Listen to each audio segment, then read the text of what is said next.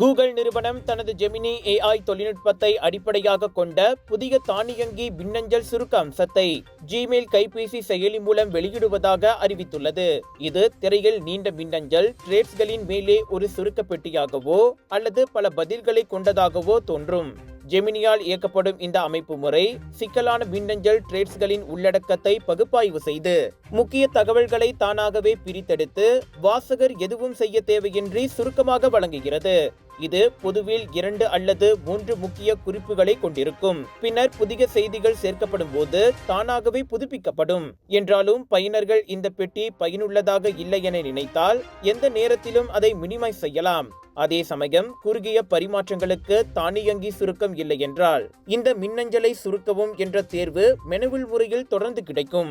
மிக நீண்ட அல்லது சிக்கலான மின்னஞ்சல்களை படிக்க வேண்டிய அவசியம் இல்லாமல் நேரத்தை மிச்சப்படுத்துவதே இதன் நோக்கமாகும். இந்த தானியங்கி அம்சம் தற்போதைக்கு ஆங்கிலத்தில் உள்ள மின்னஞ்சல்களுக்கு மட்டுமே. பிற உள்ளடக்கங்களுக்கு மெனுவில் முறையில் சுருக்கங்கள் தொடர்ந்து கிடைக்கும் என கூகுள் தெரிவித்துள்ளது.